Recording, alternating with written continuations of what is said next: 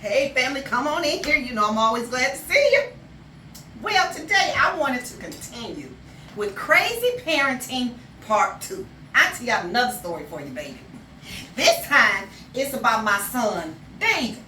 He was going through a rebellious phase. He was about 13 or 14. And he felt like there were just too many rules in our household, me and Uncle Leon's household. And he felt like he should get paid for doing his chores. And another thing that was a pet peeve of his is when we knocked on his bedroom door, he was lucky to have his own bedroom door to knock on. That's number one. That was just because he was only boy. That we didn't wait for him to say come in before we entered. That we would just knock and open the door. Well, you know Uncle Leon and I, we're old school babies, so that, you know, what he was talking about, it didn't work with us. So we would tell him clean his room, and it was like he would just get messier. He would make it messy on purpose, just to spite us. Wow. So one day, I knocked on his door, and I opened it, and I said, I need you to take the garbage out like I asked you to do earlier. And I closed the door, and I walked away, proceeded down the hallway. He opens the door and says, I'll take it out later. And closes the door. I was like, wait, do I have wax in my, what? I didn't hear what I just heard. So I opened the door. I didn't knock this time. I opened the door and said, I need you to take it out now. Because he said, you know, this had turned into a battle of the wheels. And I was determined I was going to be the victor. Closed the door and I walked away. He opens the door, family, and guess what he says? No, I will take it out later. I'm in the middle of something. And slammed the door. I said slammed the door in my house.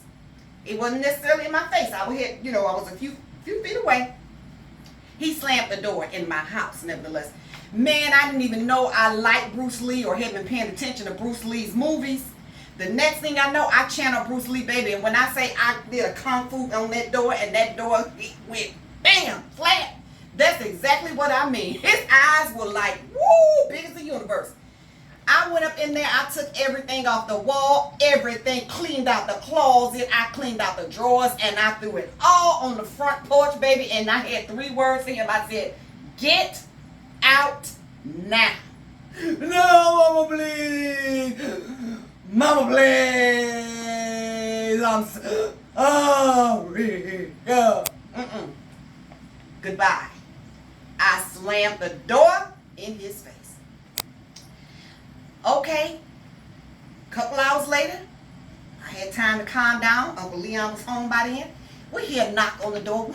Uncle Leon looks out the window, and it was him standing at the door knocking.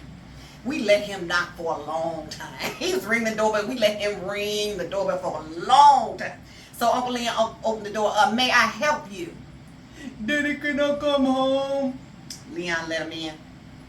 He told me he was going up to his room, but when he got to his room, baby, he had a surprise because that door was still on the ground, and we took the hinges, unscrewed the hinges for the remainder of the door, and it was gone entirely. He had no door whatsoever.